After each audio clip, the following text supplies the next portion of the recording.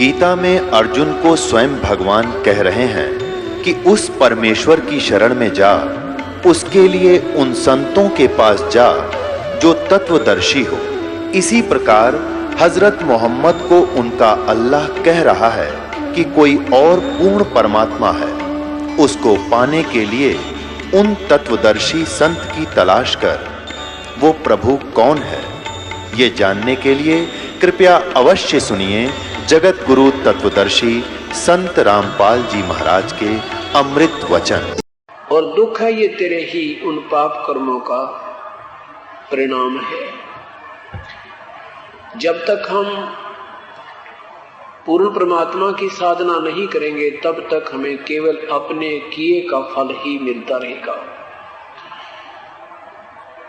उनके लिए स्वर्ग बना रखा है, यहाँ पृथ्वी का राज्य, छोटी मोटी कोई पद पोस्ट आप ही के संस्कार से आपको प्रदान कर दी जाती है और पाप के आधार पर आप नरक भी जाते हो, 84 लाख योनियों का कष्ट भी उठाते हो और आप सोच लेते हो कि हम बड़े सुखी हैं।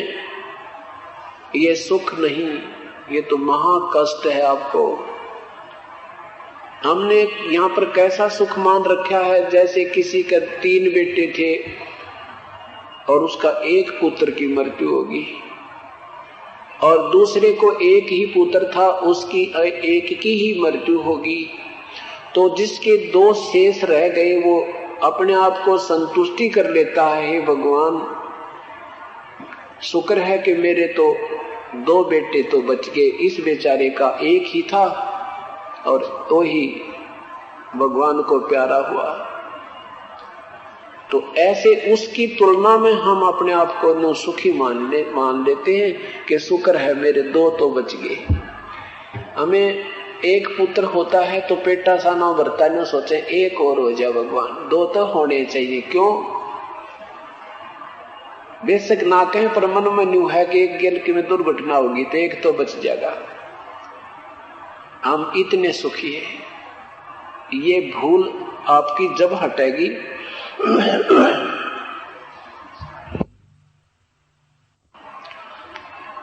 ये भूल जिसमें आपकी हट जाएगी उसमें आपको बहुत दूर तक की जो है ना दिव्य दृष्टि प्राप्त हो जाएगी, बहुत दूर तक आपको ज्ञान हो जाएगा।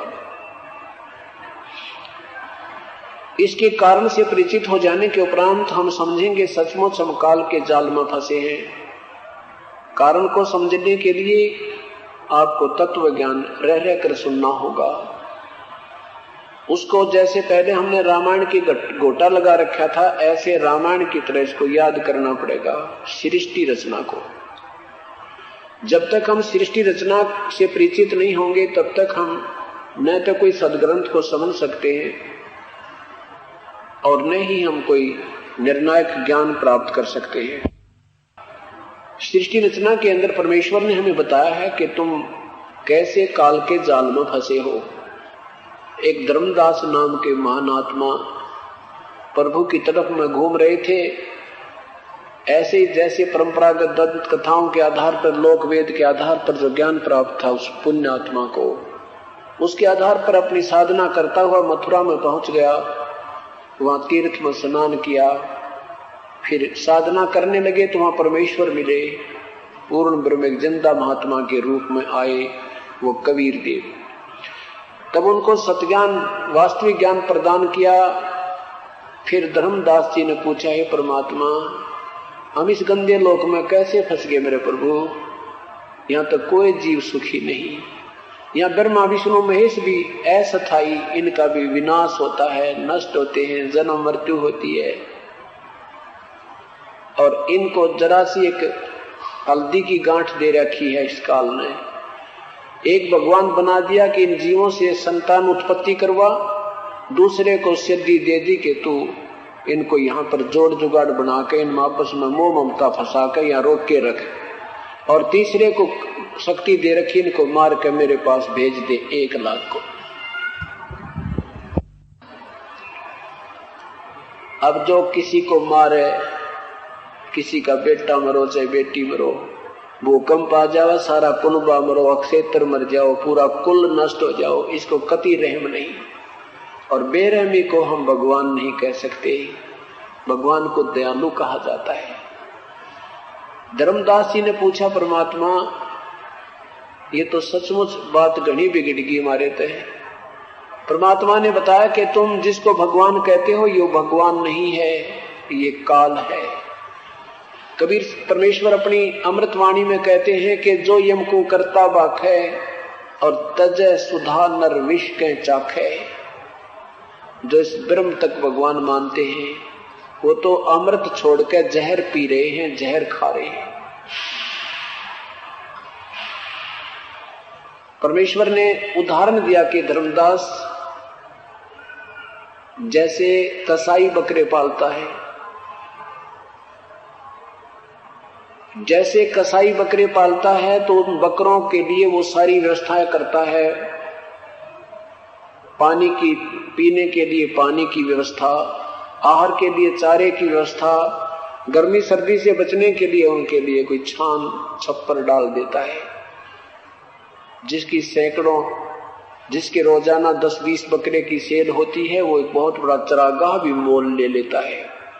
और वो भोले पशु जब वो कसाई उनके पास जाता है, उनको प्यार, उनको चारा पानी डालता है, तो वो अबोध पशु सोचते हैं कि ये हमारा मालिक बड़ा दयालु है, देख हमारी कितनी सुविधाओं का ध्यान रखता है। और फिर जब समय आता है, जब इसको आवश्यकता होती है, उसी समय एक डंडा लेकर के और 2, 4, 10 जितने चाहिए, चाहे किसी का बाप आओ, चाहे किसी का बेटा आओ, चाहे किसी की बेटी आओ, और चाहे पूरा परिवार आ जाओ, ऐसे डंडे ताक ले जाता है और जाके कड़च कर देता है।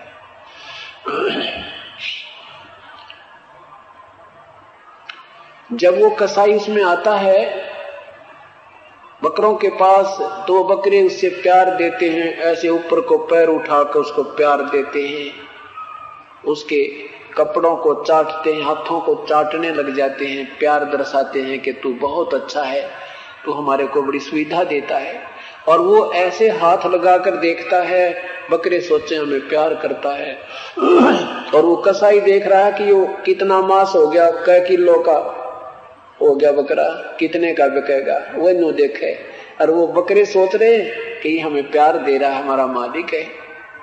धर्मदास जी से परमात्मा कह रहे हैं कि जैसे तुम यहाँ देखते हो भगवान ने कितना बढ़िया वातावरण बना रखा है, ठंडी शीतल हवा चल रही है, वर्षा होती है, बड़े फलदार वृक्ष हैं, काजू किस्मत सेब संतरे, और कितना सुंदर यहाँ की व्यवस्था बना रखी है, सूरज चांद बना रखे हैं, कितनी अच्छी व्यवस्था की है। वही भगवान पड़ा है तो ऐसा लगे जैसे तो भगवान ही है, सचमुच बड़ा सुविधा दे रखी है। और फिर यहाँ पर ये कहर टूट रहा है। अब देखा यहाँ कश्मीर में, पाकिस्तान में, भगवान गांव के गांव खत्म हो गए। ए मालिक, ऐसे हिंदुस्तान में गुजरात के अंदर में एक बार भूकंप आया था, लाखों लोग और 2 मिनट में समाप्त हो गए। और जिस संपत्ति को संतान को अपना मानते थे वो उनके हाथ लगी नहीं। तो इसलिए परमात्मा कहते हैं तुम इस काल को भगवान मान रहे हो केवल इन सुविधाओं को देखकर, और इसका जो मूल कारण वो ना समझने के कारण तुम इसी के चिपके बैठे हो, अन्य परमात्मा को नहीं मानते। उसको तब मानोगे जब तुम इस सृष्टि रचना से परिचित हो जाओगे।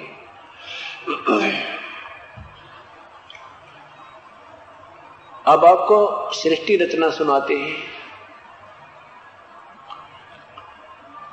अभी तक हमें किसी भी संत ने परमात्मा कबीर परमेश्वर के अतिरिक्त या वो महापुरुष जो उनके संपर्क में आए हैं, उन्होंने साक्षात परमात्मा को देखा सतलोक में और फिर यहाँ पृथ्वी पर, उनके अतिरिक्त कोई भी संत आज तक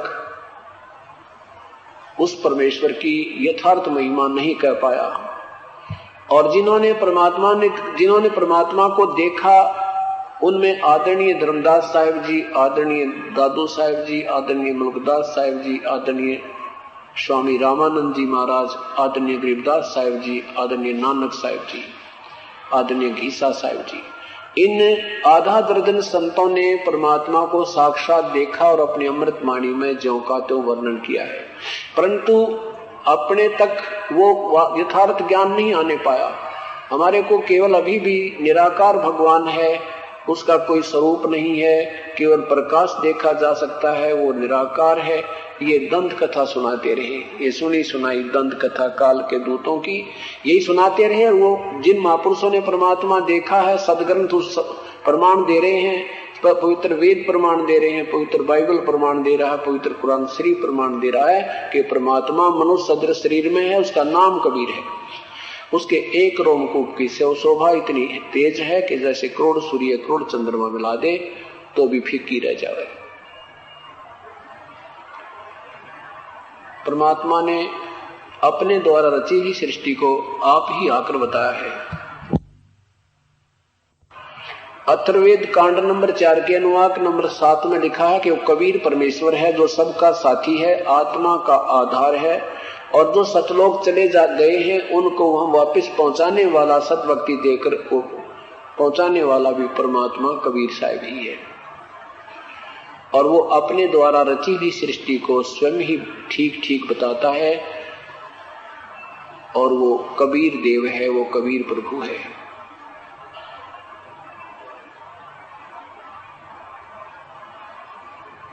अब आपको सृष्टि रचना का ज्ञान कराते हैं। पुण्यात्माओं, ये अमृत वर्षा है परमात्मा ने इसमें वर्षानी थी आपके ऊपर। कल शाम को आपको दिखाया था पवित्र कबीर सागर में परमेश्वर ने 600 वर्ष पहले जो वाणी बोली थी वो आज सिद्ध हो रही है। उन्होंने क्या कहा था कि धर्मदास तो लाख दुहाई, ये सार शब्द कई बार न जाई, ये मूल ज्ञान तत्व ज्ञान ये कहीं नहीं जाना चाहिए। हाँ, तो ज्ञान मेरी महिमा अवश्य सुना देना, लेकिन ये वास्तविक नाम मंत्र किसी को मत देना, अपने वंशजों को भी मत देना। और जो मंत्र सतनाम तक जो मंत्र है, सतनाम तक जो मंत्र है, अगर ये भी विधिवत अधिकारी संत से प्राप्त हो जाए तो भी उसका मनुष्य जन्म, कई मनुष्य जन्म मिलते रहते। इतना धर्मदास जी को और अन्य संतों से परमात्मा ने कहा, जो उनकी संपर्क में आए, जिनको उपदेश देने का अधिकार दिया, उनसे कहा था कि अब ये सार नाम किसी को मत बताना। क्यों नहीं बताना? क्योंकि अगर ये तत्व भेद और सार नाम, मूल ज्ञान, ये तत्व ज्ञान और सार शब्द किसी के हाथ लग गया काल के दूतों के, तो पिछली पीढ़ी में ये निर्णय नहीं हो पाएगा कौन गलत है कौन ठीक है। परमात्मा की और काल की जब परमेश्वर यहां आए थे तो अपने पुत्र जोगजीत के रूप में थे। तो काल ये ज्योत निरंजन उनको जोगजीत समझकर उनके साथ चर्चा की। जब उसने जो मांगना था वो मांग लिया, उसके बाद कहने लगा, जोगजीत बेशक संसार में जाओ, तेरी कोई नहीं मानेगा तेरी बातों को, क्योंकि परमात्मा ने कहा था कि ज्योत निरंजन में नीचे जाऊंगा, तेरे ब्रह्मांडों में तेरी पोल पाड़ूंगा और इन भोली आत्माओं को बताऊंगा कि ये भगवान नहीं है, ये ब्रह्मा विष्णु महेश परम शक्ति नहीं है, ये स्वयं जन्म और मृत्यु के अंदर है। इनकी पूजा इष्ट रूप में केवल इन्हीं की पूजा पर आधारित होना ठीक नहीं है। इससे केवल जन्म मृत्यु बनी रहेगी, किया हुआ कर्म ही तुम्हें प्राप्त होता रहेगा। ऐसे मैं उनको ज्ञान कराऊंगा। तो काल ने कहा था, बेशक जा जोगजीत, संसार में तेरी कोई ना माने, मैंने अपने काल के दूत भेज रखे हैं और वो सब उल्टी कथा सुनाकर, शास्त्र विरुद्ध कहानियां सुना करके दंत कथाओं पर आधारित कर चुके हैं, और तुझे तेरे कोई नहीं मानेगा। तो फिर क्या कहा था कि 12 पंथ करूं मैं साजा, नाम तुम्हारा ले करूं आवाजा। 12 पंथ में नाम जो ले ही, सो मेरे मुख आन समोई। अब शाम को आपने सुना था कि 12 पंथ काल फुरमाना, समझे नहीं जीव अनजाना। 12 पंथों में काल के ही नाम चलते रहे, वो पूर्ण मंत्र उनको नहीं मिला। लेकिन परमेश्वर ने इसलिए किया था कि मेरी महिमा, मेरा ज्ञान, मेरी चर्चा इस बिचली पीढ़ी तक पहुंच जाए। उन 12 पंथों में से शाम के समय आपको गिनवाए थे, वर्णन कराया था, तो 12वां जो पंथ है वो गरीबदास साहिब जी का है। गरीबदास साहिब जी को परमात्मा स्वयं मिले सन 1774 में। आदरणीय गरीबदास साहिब जी का जन्म हुआ और कबीर चरित्र बोध, कबीर सागर कबीर वाणी नामक अध्याय में प्रश्न नंबर 136 पे लिखा है कि संवत 1775, ये 74-75 ये थोड़ा लेखन मंत्र है। सोई ता में प्रेम प्रगट होई, फिर लिखा कि बर में मेरी वाणी प्रगट होएगी। गरीबदास साहिब जी ने लिखा है कि ऐसा सतगुरु हम मिला, ज्ञान योग दिया खोल। परमेश्वर ने आकर के, क्योंकि बीच में जो कबीर सागर चलता रहा, कबीर साखियों में आपने देखा है कि कुछ अक्षरों का फेरबदल कर दिया। जैसे जहां पर लिखा था कि सत नाम सत का ना राम नाम रटते रहो, वहां था सत नाम हरि हरि सुमर ले। अब ये हरि हरि लिख दिया इन कृष्ण जी के उपासकों ने। इन्हीं 12 पंथों के अंदर ज्यादातर लोग काल के कृष्ण के उपासक हैं। गरीबदास जी के पंथ में पूरे के पूरे सारे कृष्ण जी के उपासक हैं और गरीबदास जी को भी कृष्ण जी के लेवल में ये संत मानने बैठे हैं। विष्णु जी के लेवल का श्री गरीबदास जी को और कबीर साहब को विष्णु जी के लेवल में मान रहे हैं। और इनके पास कोई मंत्र नहीं है, केवल एक मेरे गुरुदेव वाली जो परंपरा थी उसमें ही ये नाम चलता आ रहा था। ये परमेश्वर ने स्वयं बताया है कि केवल एक ही परंपरा से चला करके और एक ही संत को ये नाम बताने का अधिकार था, अन्य को नहीं दिया ये नाम। और उसको कह दिया था कि किसी को नाम नहीं देना, ये सार नाम अभी देना नहीं, लेकिन ये परंपरागत केवल एक ही पीढ़ी को एक ही संत को बताते जाना है। और वो इस दास तक पहुंचा है। फिर परमात्मा ने स्वयं प्रकट होकर के कबीर साहब ने इसको सेकंड किया है कि बेटा बिल्कुल सही है और अब समय आ गया है, इसका डूंडा उठा दे। तो कहने का तात्पर्य है कि अभी तक जैसे श्यामना आपने पढ़ा था कि इन 12 पंथ में किसी की भी मुक्ति नहीं होगी, केवल जिनको ये नाम मिला है उनकी मुक्ति हुई और उनको आगे देने का अधिकार अन्य को नहीं था, केवल एक ही को था। ऐसी एक कड़ी परमात्मा ने पूर्व निर्धारित व्यवस्था से बना रखी थी। इसलिए यहां तक ये इस पीढ़ी तक यहां तक ये लाना था। तो उसमें कबीर वाणी में लिखा है कि बर में वंश होवे उजियारा और तिर में वंश मिटे सकल अंधियारा। कबीर परमेश्वर लिखा है कि 12 पंथ तक जो साधना करते रहेंगे उनको ठीक ठिकाना नहीं मिलेगा। 12 पंथ यानी गरीबदास जी के अनुयायियों तक भी कोई लाभ उनको नहीं होगा, मतलब मुक्ति नहीं होगी। आप देखोगे हैरान रह जाओगे, क्योंकि दास ने कोई शौक नहीं था अलग से ये ढमढमा खोलने का। गरीबदास पंथ में एक मेरे गुरुदेव वाली प्रणाली ने छोड़ के उस लाइन को छोड़ करके, और वो भी केवल एक ही मेरे गुरुदेव के जो गुरु भाई थे, हमारे जो चाचा गुरु थे, वो भी ओम भगवते वासुदेव नाम दिया करते थे। ओम नमो भगवते वासुदेव नाम दिया करते और श्री कृष्ण राधे श्याम की और भागवत की कथा करा करते गोपालपुर आश्रम में हमारे दादा गुरु जी का आश्रम है, श्री पंडित चिदानंद जी महाराज का। और पंडित चिदानंद जी अपनी केवल वही साधना करते थे जो मेरे गुरु जी को दी। एक मेरे गुरुदेव को ही उन्होंने ये मंत्र दिया था, उस दूसरे को नहीं दिया था। ये कारण क्या था कि ये सत भक्ति यहां तक पहुंचानी थी। और जैसे संतों की शरण में जो भक्त आते रहे उनकी बुराई छूट गई,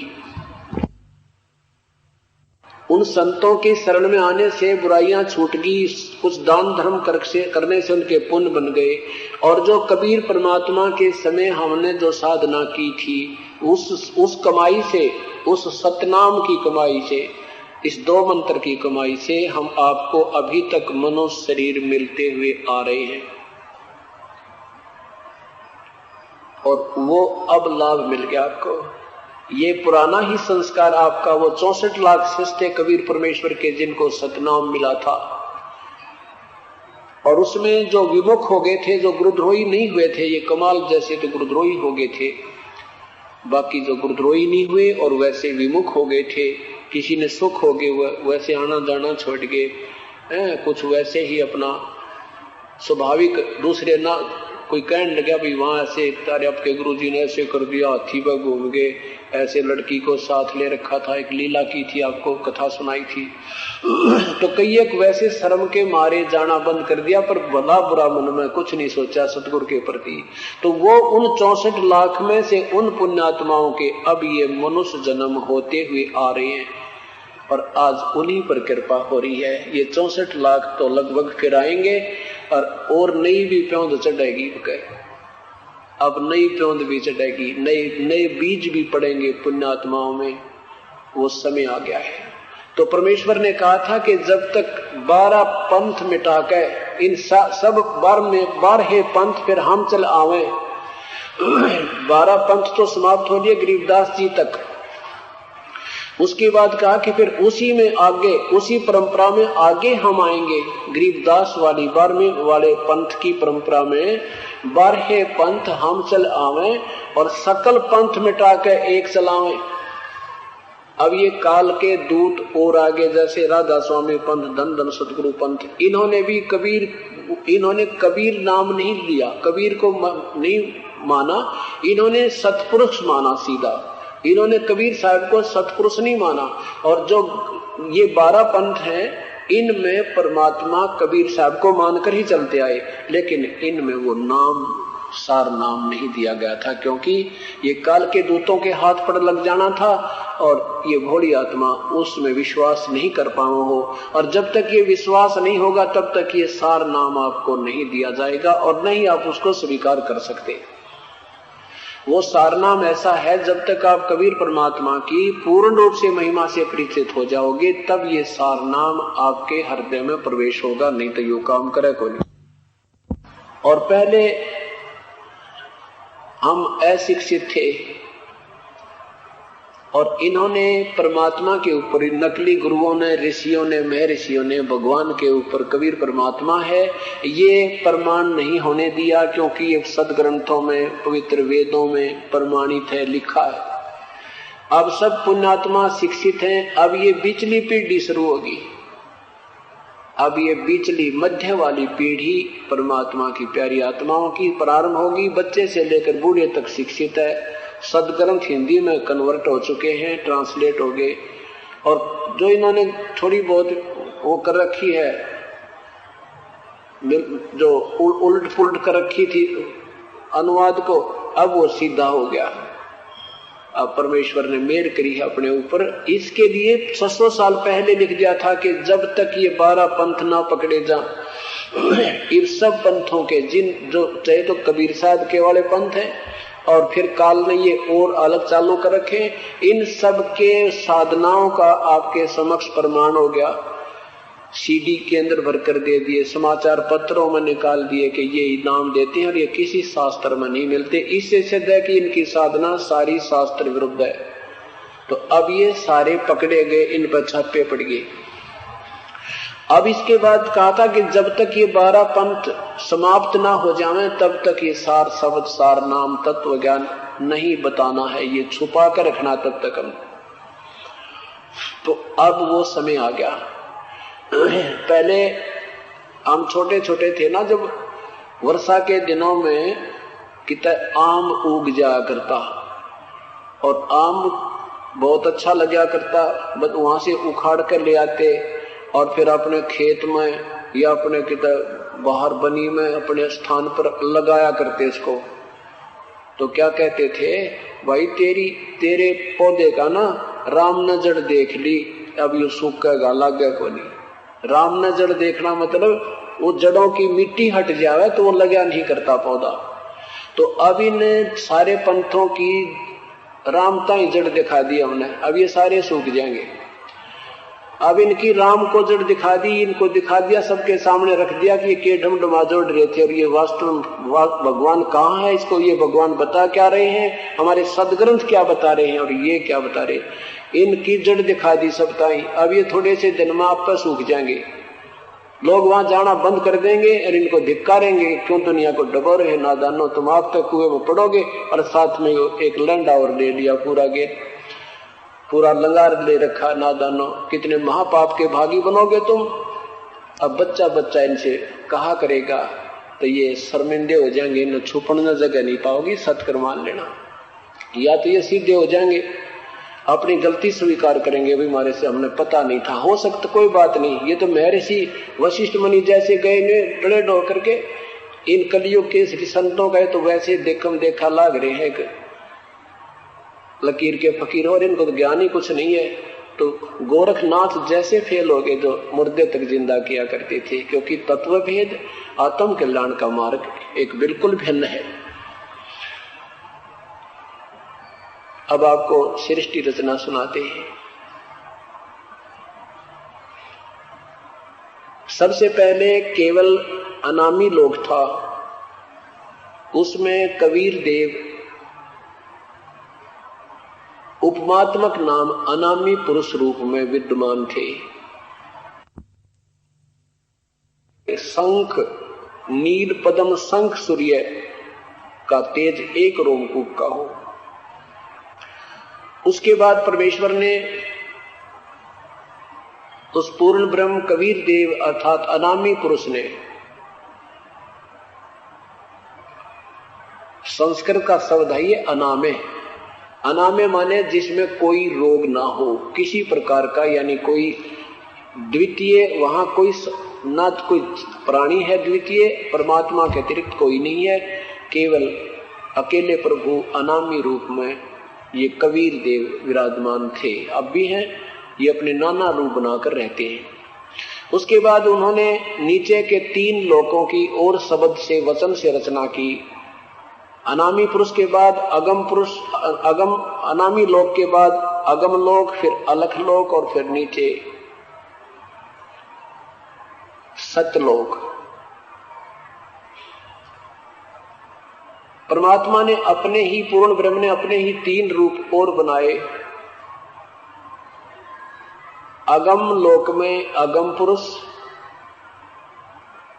अलख लोक में वही अलख पुरुष कहलाए और सतलोक में ये सतपुरुष कहलाए। यहां परमात्मा ने अपने ही तेज का, अपने ही रूपों का, शरीर के तेज का अंतर किया। सतलोक में परमात्मा का पूर्ण ब्रह्म का एक रोमकूप सतपुरुष रूप में, एक रोमकूप की शोभा करोड़ सूर्य मिला दे, करोड़ चंद्रमा, इतना सुंदर शरीर है, इतना चमकीला तेजों में शरीर है, सौ प्रकाशित है प्रभु कबीर परमात्मा। और उपमात्मक नाम इनका सतपुरुष है, मूल नाम कबीर देव है।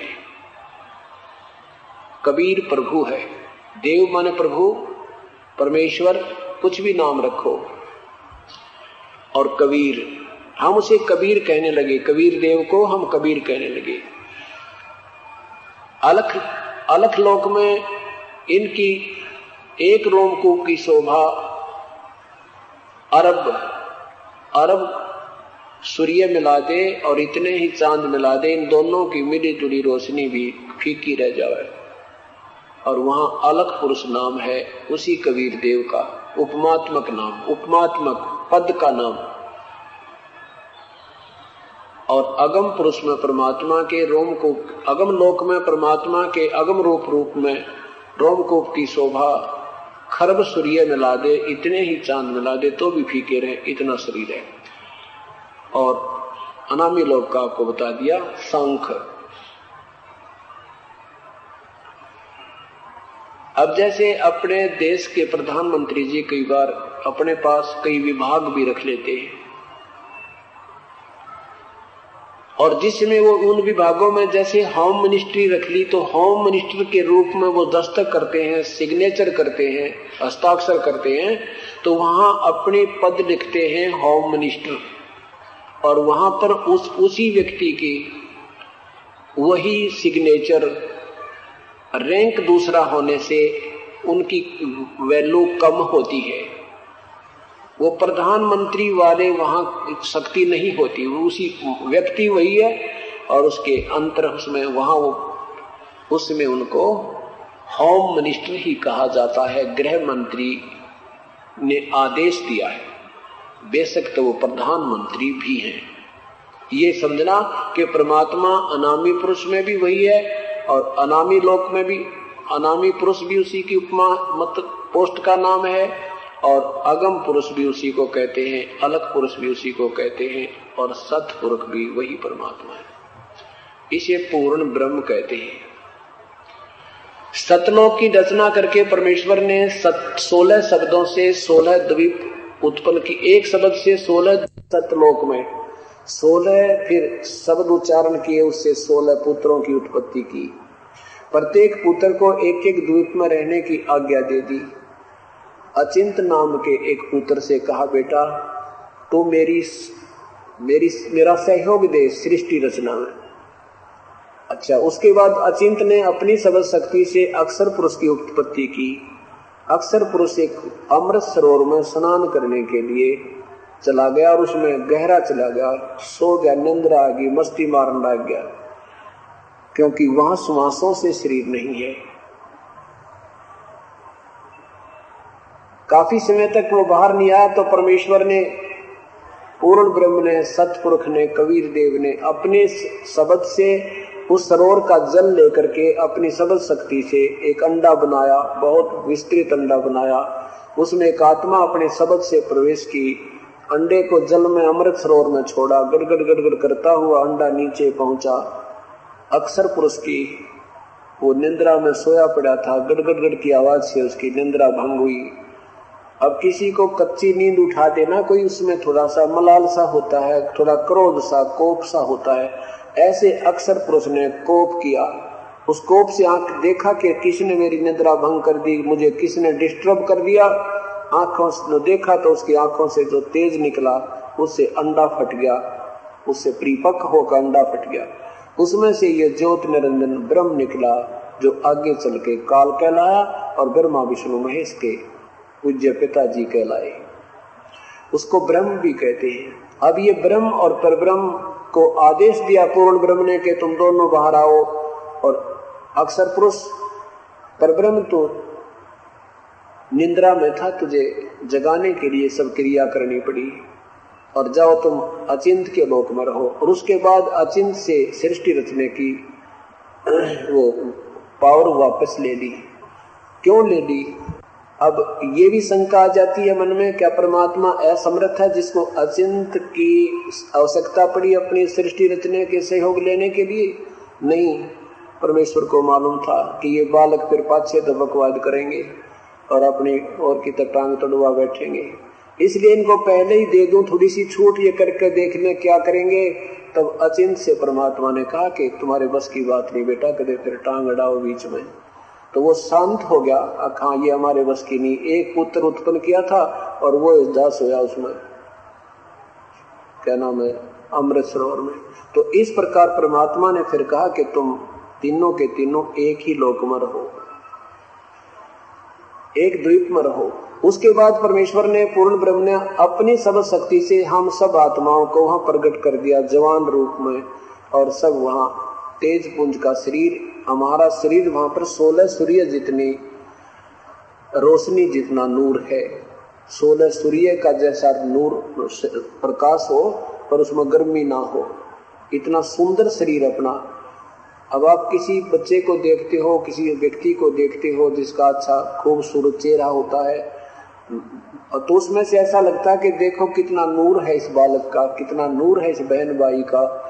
तो ऐसा वहां हमारा शरीर ऐसे मनुष्य सदृश है, और उसमें एक तत्व से बना हुआ है, तेज पुंज तत्व से। तो वो बहुत सुंदर शरीर है, उसमें कभी कोई रोग नहीं, राग द्वेष नहीं, परमात्मा के दरबार में किसी प्रकार की कोई असुविधा नहीं, कोई काम नहीं। वहां हम सतलोक में प्रभु का चिंतन करते हैं, उसको याद करते हैं केवल सारनाम तक। वहां केवल सारनाम होता है, ये नीचे के नाम नहीं होते। और वहां जाने के लिए पहले ये नीचे के नाम जाप करने अति आवश्यक होते हैं, तब सार नाम काम करे, नहीं तो नहीं करे। जैसे आपको प्रथम दिन बताया था कि कोई भक्तजन ये महसूस कर जाता, अब आगे बताएंगे, पहले सृष्टि रचना पूरी करते हैं। हम सब आत्माओं की वहां उत्पत्ति की काफी समय तक हम ठाट से वहां रहा करते, बहुत युग बीत गए थे, बहुत। उसके बाद इस ज्योति निरंजन काल के मन में एक अधूरी सोच उठी इसकी आत्मा में। निरंजन ने सोचा कि हम 3 भाई एक द्वीप में रह रहे, हम 3 जने एक द्वीप में रह रहे हैं और मेरे अन्य भाई सारे अलग अलग द्वीप में रह रहे हैं। क्यों ना मैं परमात्मा से अपनी तपस्या करके अलग से राज्य प्राप्त करूं। अब सत्रयुग तक एक पैर पर खड़ा होकर ज्योति निरंजन ब्रह्म ने तपस्या की, तब से राज्य मिलता है। इसने तप किया, मेडिटेशन किया, बगैर किसी नाम जाप के, केवल इच्छा राज्य की इच्छा से। सत्रयुग जब ये तप कर रहा था तो हम कैसे काल के जाल में फंसे, तो हमने देखा कि देख ज्योति निरंजन के ये अंडे से उत्पन्न किया प्रभु ने, एक तो इस बात से ज्यादा वेल नोन। और फिर उसने खड़ा होकर के सत्रयुग एक टांग पर एक पैर पर खड़ा होकर के साधना की। हम देखने लगे, ओहो कमाल कर दिया इसने, तो सत्रयुग हो गया, आंख भी ना खोलता और खड़ा रहता है। तो हम इस पर इसकी इस लीला पर, इस नाटक पर हम आकर्षित हो गए। हम इतने प्रभावित हो गए कि अपने मालिक से हृदय हट गया। इसने चांद लाग गए किसको? ज्योति निरंजन को, ब्रह्म को। परमात्मा ने, पूर्ण ब्रह्म ने हमारे को बहुत बार संकेत किया कि बच्चों तुम इसका ये नाटक मत देखो, अपना मस्त रहो, ये क्रिया इसकी ठीक नहीं है। लेकिन हम बच्चों की तरह ऊपर से तो सावधान हो गए, पर अंदर से कसक नहीं गई। हम अपने पति भर्ता पद से गिर गए। और यही कमजोरी आज भी हमारे हृदय में विद्यमान है। जैसे ये नौजवान बालक इन हीरो और हीरोइन का, इनके जो ये देखते हैं, फिल्म देखते हैं, इनकी बनावटी बातें, बनावटी डायलॉग, बनावटी इनका सारा जो ना खेल होता है, और उनकी देख के वो चटक मटकने, और ये इतने आकर्षित हो जाते हैं, ओहो बस क्या बात कर दी भाई, कमाल है। और वही कभी यहाँ आ जावे रोहतक शहर में या आसपास के किसी हिसार शहर में, और फिर देखो इन बच्चों की लाइन लग जाओ देखने के लिए, वो बैठा और सारा दिन धूलम धूल खड़े रहे धूप में, लेना एक ने देने दो। वो अपनी रोजी रोटी कर रहा है, हम धक्के खाओ फ्री में। वो पिक्चर बना रहा है, लाखों रुपए ले रहा है कुछ प्रोड्यूसर से, और हम देखो हो बड़ा बढ़िया भाई, कमाल है।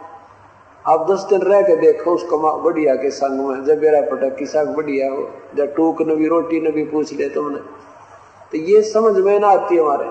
तो ऐसे यही बुराई हमारे वहां घर करी थी। इस काल ने लेना था ना, इससे कुछ लेन देना था, और हम भगवान हमें सब कुछ दे रहा था। कबीर परमात्मा सारे ठाट कर रखे थे, किसी को कष्ट नहीं था, कोई बेटा मरे ना बेटी मरे, ना कोई काम था ना कोई धंधा था, ना ये जाड़ लकड़े बुढ़ापे में, ना गोड्डे दुखे, ना कैंसर हो, ना टांग कटे, ना ये भूकंप और फ्लड आया करती, ना कुत्ते गधे बना करते। अपने पैर पर आपको आड़ा मार रखा उन्हें। ये समझ लेना पुण्यात्मा, समय आ गया है सतलोक में जाने का। अब पहचान लो उस परमेश्वर को और भूल जाओ इस काल के लोक को। हाँ, यहाँ तो तुमने चाहिएगा, यहाँ 20, 30, 50 वर्ष जो रहोगे इस होटल में, ये सारी सुविधा परमात्मा अपने एडवांस दे देगा। ये सत्कर मानना। पर हम अविश्वास हो गया, क्योंकि भगवान हमें मिला नहीं, उससे वो राहत हुई नहीं जो हम सोचा करते। अब होया करेंगे, अब देखना। पहला तो विश्वास होना चाहिए इस परमेश्वर पे, सचमुच कबीर परमात्मा है। फिर आन उपासना पे कति मन हट जाना चाहिए। एक मन एक दिशा साईं के दरबार, तब देखना ठाठ मालिक के। और ये सब ज्ञान और ये सब आपको इसलिए दिया जाता है कि आप अन्य भगवानों को बुरे नहीं लगेंगे। आपको वो बुरे नहीं यूं लगेंगे कि ये हमारे काम के को ना, हमारा इंतकाम बने को नहीं जो हम चाहते हैं। बस उस अधिकारी बुरे नहीं लगते, लेकिन जो हम जिनसे हमारा काम नहीं होता उनको केवल प्रणाम करके आगे चले जाते हैं। जिससे हमारा कार्य होना उसी के द्वार पर खड़े होकर याचना करते हैं। इतना ही हो जाएगा, फिर कोई बुरा नहीं लगेगा। ये भी उसी परमात्मा के बच्चे हैं। ब्रह्मा विष्णु महेश भी वही आत्मा जो अपने साथ ही यहाँ आकर फंसी थी।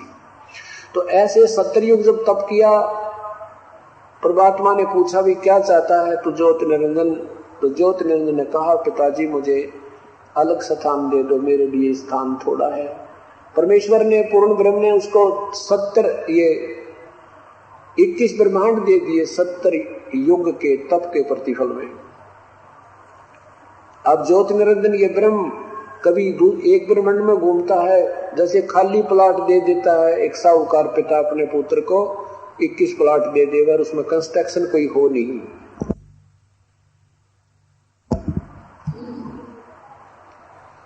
कुछ दिनों के बाद, कुछ समय के उपरांत जिसके मन में आया, इसकी आत्मा में सोच उठी कि इसमें कोई कंस्ट्रक्शन की जाए, खाली प्लाट काम के आएंगे। ज्योति निरंजन ने 70 युग फिर तप किया। हम और ज्यादा आकर्षित हो गए और अंदर से हम भगवान के हृदय से उतर गए। हम पतिव्रता पद से गिर गए, जिसका दुष्परिणाम आज हमें भोगना पड़ रहा है। उसके बाद परमात्मा ने उससे पूछा क्या चाहता है ज्योति निरंजन। इस ब्रह्म ने कहा कि मुझे कुछ कंस्ट्रक्शन करने का, सृष्टि रचने का सामान दिए पिताजी। परमेश्वर ने उसको 5 तत्व और 3 गुण दे दिए और कहा, ले बेटा खेल खिलौना दे। काल ने सोचा कि इसमें ये सब रचना भी कर लूंगा तो इसके साथ साथ मुझे अकेले का जी नहीं लागे, साथ में मुझे कुछ आत्मा चाहिए। इसने 64 युग जब तप कर लिया तो परमात्मा ने पूछा कि ज्योति निरंजन, जो तूने मांगा था वो मैंने दे दिया, तू क्या चाहता है, क्यों ये तीसरे दिन ड्रामा करता है। तब काल ने कहा, पिताजी कुछ आत्मा दे दो, मेरे ते अकेले का दिल नहीं लगता। प्रभु ने कहा, पूर्ण परमात्मा ने कहा, कबीर परमात्मा ने कहा कि भाई ये आत्मा मेरी है, क्योंकि हम सभी कबीर परमात्मा के शरीर से बाहर आए हैं। हम सभी कबीर परमात्मा के शरीर में थे सूक्ष्म रूप में, और वहां से परमात्मा ने पूर्ण ब्रह्म में हम बाहर अपने शब्द से बाहर प्रकट किए। तो जैसे जिस माँ बाप से बच्चा उत्पन्न होता है उसको कितना प्यारा होता है वही जान सकता है, और जिस माँ से जो बच्चा उत्पन्न होता है वो माँ जान सकती है, चाहे किसा बांगा बोला टेढ़ा बेडा मुंह हो, चाहे बहंगा काना क्यों ना हो, पर प्यारा उतना ही लगा करे। इस प्रकार हम चाहे वहां जैसे भी थे, हम उस परम पिता की आज भी हम बेशक नकम्मापन कराए, फिर भी आज भी उसने उसके अंदर प्रेम परमात्मा में हमारे प्रति ज्यों का तो विद्वान है। तो हम उस परमेश्वर की शब्द शक्ति से कबीर परमात्मा के शरीर से बाहर आए थे। इस कारण से परमेश्वर ने कहा, भाई ये मेरी आत्मा तुझे नहीं दे सकता, ये किसी भी जब तब के साथ प्रतिफल में ये तुम्हें नहीं दे सकता। परमात्मा अंतर्यामी थे, वो जानते थे कि ये दूध फट गया और ये कति खट्टा भी हो गया, अब किससे काम नहीं, तो उसको क्या करते हैं, बाहर पटक देते हैं। इसका यही तरीका होता है। तो परमात्मा ने देखा कि ये निकम्मे हो गए, मेरी सुनते नहीं और इसे नादान के ऊपर आसक्त हो गए हैं। तो परमात्मा ने कहा कि ठीक है, अभी कोई स्वेच्छा से तेरे साथ जाना चाहता है तो ले जा ज्योति निरंजन, मैं भेज दूंगा उनको, पूछ ले तो जा करके। ज्योति निरंजन हमारे पास आया तो हम जैसे हीरो के चारों तरफ ये बालक झूम जाते हैं बच्चे, ऐसे हम खड़े हो गए। और उसने कहा, भाई मैंने ना अलग से स्थान प्राप्त किया है, 21 ब्रह्मांड भगवान ने पिताजी से, वहां ऐसे बनाऊंगा, देव बनाऊंगा, महादेव बनाऊंगा, हीरे पन्ने, वहां पर काजू किस्मत सेब नारे अलग से ठाट करेंगे, ऐसे दूधों की नदी बहा दूंगा, फलान कर दूंगा। बालक थे, बढ़ो लिए हम। तो हम क्या तुम मेरे साथ चलोगे? ज्योतिर्नंदन ने पूछा। हमने कहा कि हम तैयार हैं यदि पिताजी आज्ञा दे तो। ज्योतिर्नंदन ने परमेश्वर से कहा, है परमेश्वर, कुछ आत्मा मेरे साथ जाना चाहती है, आपकी आज्ञा की प्रतीक्षा कर रही है। परमेश्वर ने कहा कि मेरे सामने हाँ बरवा दे, मैं उनको भेज दूंगा तेरे संग में। ये दोनों ब्रह्म और पूर्ण ब्रह्म हमारे पास आए। आकर के परमेश्वर ने कहा भी कौन आत्मा है जो ज्योतिर्नंदन के साथ जाना चाहते हैं? एक बार हाथ खड़ा कर दो। ऊपर ने दोनों हाथ खड़े कर लो। अब अपने भगवान के सामने आए हैं, कैसे हाँ भरने? हम कैसे, हम एकदम शर्मिंदा हो गए, नीचे ने गर्दन कर ली। परमेश्वर ने कहा, ज्योतिर्नंदन ये तो कोई भी नहीं चलने को तैयार है। आप कह रहे थे कि बहुत सी आत्माएं मेरे साथ जाने को तैयार है।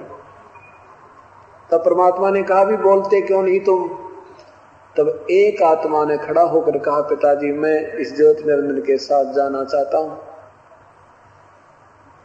अब हमने सोची कि कहीं यू अकेली लूट जाए, हम रह जाए पीछे न, बालकों की तरह। हम भी खड़े हो गए, हमने सबने न्यू कर दिया खड़ा होकर।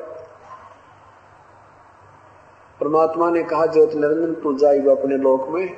अब जिन्होंने तेरे साथ जाने की सहमति व्यक्त की है, इन सब के नंबर मेरे पास नोट हो गए और तेरे पास भेज दूंगा, मैं विधिवत भेजूंगा। ज्योतिर्नंदन ये 21 ब्रह्मांड पहले वही सतलोक में थे। ये ज्योतिर्नंदन अपने लोक 21 ब्रह्मांडों में आ गया। पूर्ण परमात्मा ने, कबीर देव ने, सतपुरुष ने उस सबसे पहले स्वीकृति देने वाली आत्मा की लड़की बना दी, युवा लड़की बना दी। उसका नाम अध्या माया, प्रकृति, अष्टंगी, दुर्गा आगे चल के पड़ा।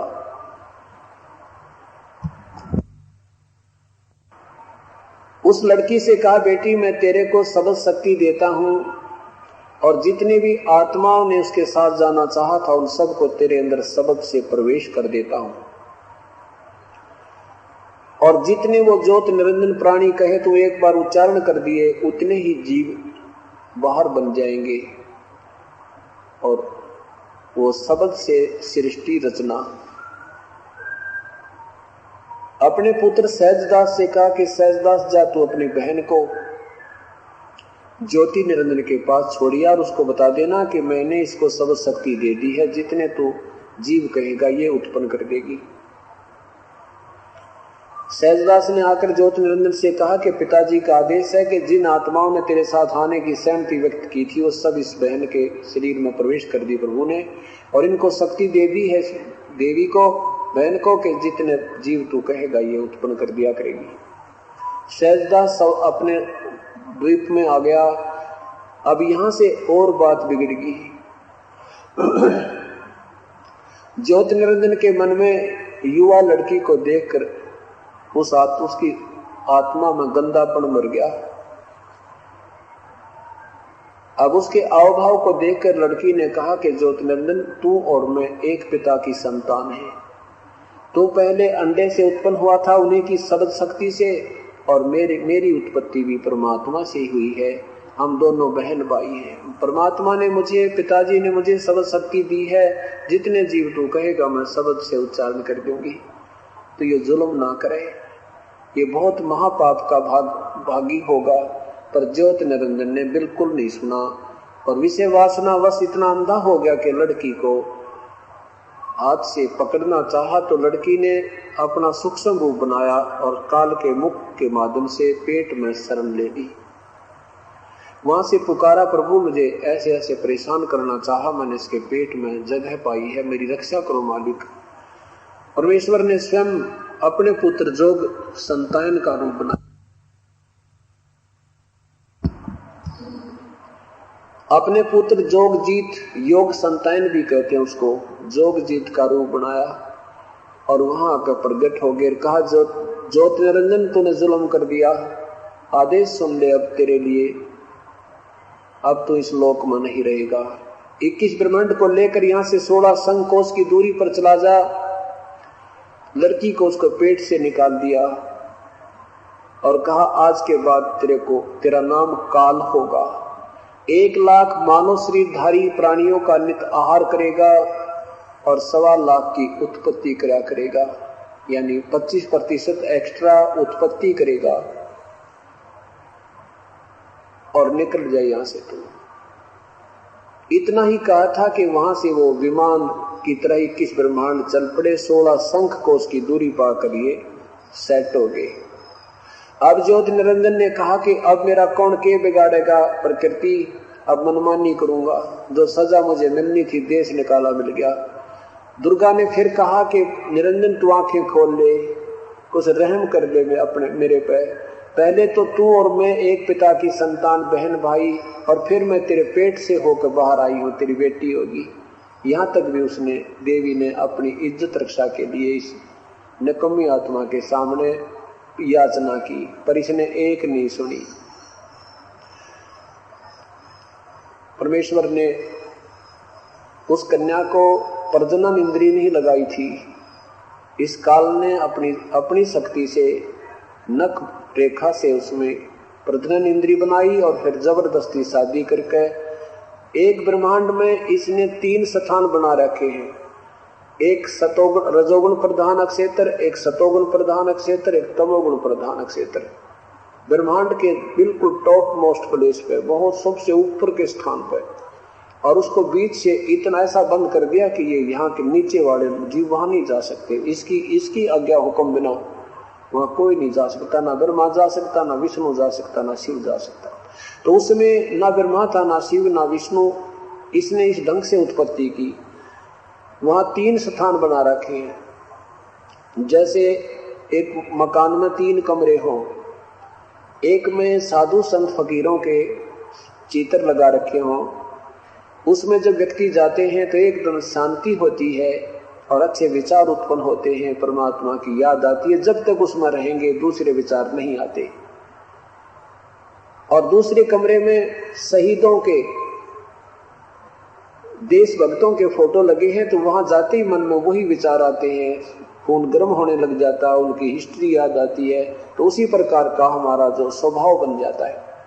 और तीसरे में ये अश्लील चित्र लगे होते हैं, अर्धनगर चित्र हो, तो उसमें जाएगा तो मन में खोट आएंगे। जब तक उसमें रहेगा सद्विचार नहीं आते। ऐसे काल ने ये 3 स्थान बना रखे हैं। और जब वो रजोगुण प्रधान क्षेत्र में अपनी पत्नी दुर्गा को रखता है, स्वयं वहां ये ब्रह्मा रूप में रहता है, दुर्गा को महासावित्री रूप में रखता है। इन दोनों के संयोग से जो पुत्र उत्पन्न नहीं हो लेता, तब तक ये वही रहते हैं। दोनों के संयोग से जो वहां पुत्र उत्पन्न होता है तो उसका नाम ये ब्रह्मा रख देते हैं और वो पूर्ण रूप से रजोगुण युक्त हो जाता है। दूसरे स्थान पर ये स्वयं महाविष्णु के रूप में होता है और दुर्गा को महालक्ष्मी रूप में रखता है।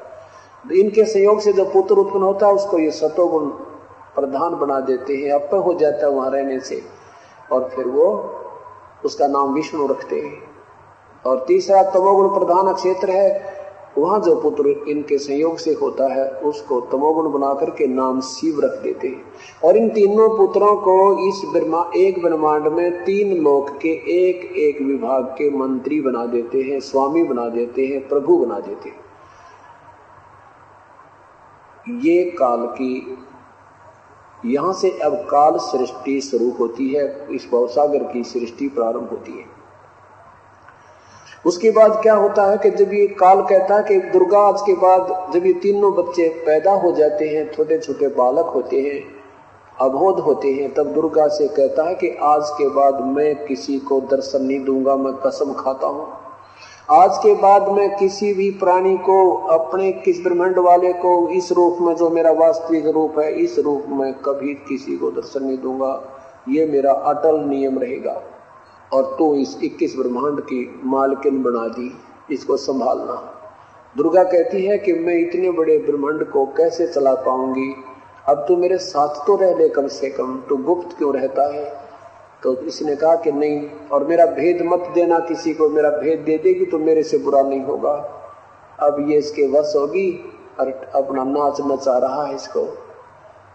अब दुर्गा इस काल के डर से किसी ना अपने बेटे को ना किसी जीव को सच नहीं बताती, इन्हें गोलमाल बना कर रखते हैं।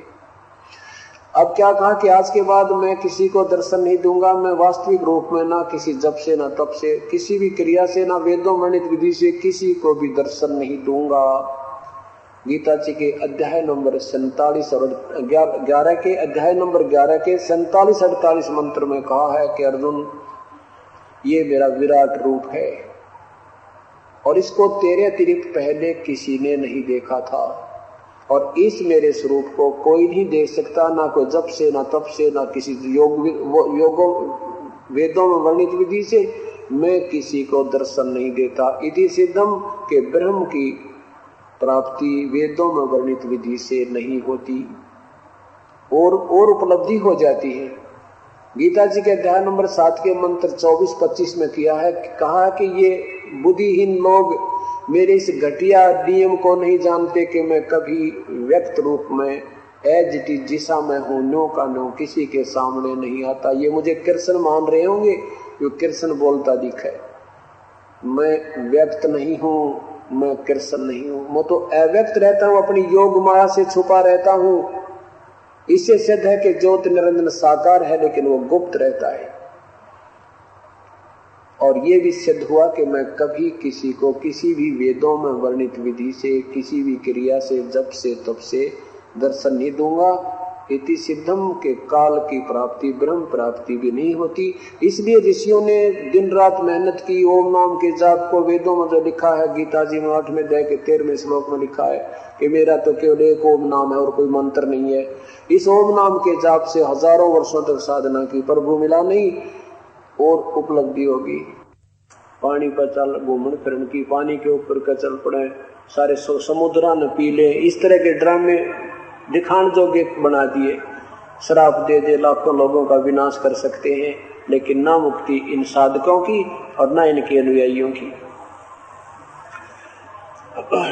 तो कहा कि दुर्गा तो इन जब ये बच्चे बड़े हो जाएं, इनको होश में इनको अब ये थोड़े से सियाने हों तो इनको अचेत कर देना, बेहोश कर देना, ये समझ ना सके कुछ भी। और जब ये बड़े हों तो इनको बेहोश रखना जब तक जवान हुए, इनको कोमा में रखना, परवरिश जारी रखना इनकी। और जब ये बड़े हो जाएं तो इनको मैं सारी क्रिया आप पर करता रहूंगा, तो नमत बनी रहना।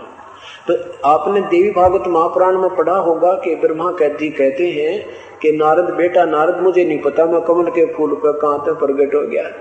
फिर वहां से मैं नीचे कमल के नीचे उतरा तो वहां शेष नाग पर सोते हुए बेहोश पड़े भगवान विष्णु पाए। उसमें से एक शक्ति निकली, दुर्गा निकली, क्योंकि ये नाना रूप बनाकर भूतनी की तरह इनमें बढ़ गई और इनको बेहोश कर दिया। जैसे ये भूत दूसरों में प्रवेश कर जाते हैं और ऐसे पड़ जाते हैं बेहोश होकर, काफी देर तो आंखें ना खोलते, ऐसे दुर्गा उनमें प्रवेश कर गई अन्य रूप बना करके। और फिर वो बाहर निकली तो विष्णु जी होश में आए। उसके बाद शिव जी भी वहां होश में लाकर दिनों इकट्ठे कर दिए। फिर विमान में बैठाकर दुर्गा ने ऊपर घुमा दिए, कहीं इनका भ्रम पैदा ना हो जाए, अंडी पाक जा कि हमारे से बड़ा कोई शक्ति नहीं है और आपस में एक दूसरे के साथ लड़ते रहे। तो इस भ्रम को निवारण करने के लिए ऊपर ब्रह्मलोक के उस ऊपरले अक्षेत्र में घुमा दिए। वहां देखा तो कहते हैं विमान में बैठे बैठे एक और ब्रह्मा देखा। बेटा नारद, विष्णु और शिव जी मुझसे पूछने लगे कि चतुरानंद ये दूसरा ब्रह्मा कौन है। मैंने कहा मैं नहीं जानता ये ब्रह्मा कौन है, मुझे नहीं पता मैं कौन हूँ, ये कौन है, हम कहाँ से आगे, क्या हमारा कर्तव्य है। इतने में हमारा विमान दूसरे लोक में पहुंच गया। वहां क्या दूसरे स्थान पर पहुंचा, वहां देखा तो एक त्रिनेत्रधारी शिव जी और निकला एक महल में थे। हमारे साथ बैठा हुआ शिव जी कहता भी चक्कर में पड़ गया कि दूसरा शिव जी कौन आ गया। उसके बाद हमारा विमान आगे पहुंचा तो वहां क्या देखा कि एक विष्णु और बैठा था, साथ में लक्ष्मी बैठी थी। तो हमारे साथ बैठा हुआ विमान में विष्णु भी चक्कर में पड़ गया है, भगवान ये दूसरा विष्णु कौन है, मैं नहीं जानता कौन है। फिर देवी के पास आए। देवी को देख करके काल ने, ज्योत निरंजन ने उस भगवान विष्णु की बचपन की याद ताजा कर दी, उसकी बुद्धि ऑन कर दी। गीता जी में लिखा कि अर्जुन, इन सब विद्वानों का, बलवानों की शक्ति, बलवानों का बल और बुद्धिमानों की बुद्धि मेरे हाथ में है। यानी जब चाहे ऑन कर दूं, जब चाहे ज्ञान रूप अंधेरा भर दूं। तो फिर विष्णु जी की बुद्धि खोल दी। विष्णु जी ने देखा कि तो अब तीनों वहां खड़े हो गए, माई को देख रहे हैं। पहले तो कहते हैं पता नहीं, हमने तो कभी देखी नहीं या। फिर उतने में विष्णु जी कहता, भाई ये मुझे याद आ गया, ये अपनी माँ है और मैं छोटा सा बालक था जो मुझे पालने में झुलाया करती है, और मैं अपने अंगूठे, पैरों के अंगूठे मुख में देकर चूस रहा था, अब मुझे वो याद आ गई। फिर उसको कहा, तुम शुद्ध स्वरूपा हो, तुम्ही से सब संसार उद्भासित हो रहा है, और मैं विष्णु और शंकर तो नाशवान है, जन्म मृत्यु में है। हमारा तो जन्म मृत्यु होता है, तुम अविनाशी हो, तुम प्रकृति देवी हो। ऐसे ये पूरा प्रमाण आपको रह रह कर दास ने बताया हुआ है। अब आगे की लंबी कहानी है, अब इसको आज इतना ही समाप्त, अब इसकी वाणी सुनाते हैं आपको। तो इस तरह इन तीनों पुत्रों को फिर शादी कर दी दुर्गा ने, और तीनों को एक एक लोक में भेज दिया, एक एक विभाग के मंत्री बना दिए। 1 लाख पुत्र रोजाना काल खा रहा है, जिसको शिव की ड्यूटी दे रखी है 1 लाख को मार देने की। किसी दिन एवरेज कम हो जाती है, उस दिन भूकंप वगैरह, फ्लड वगैरह लाकर अपनी पूर्ति कर लेता है।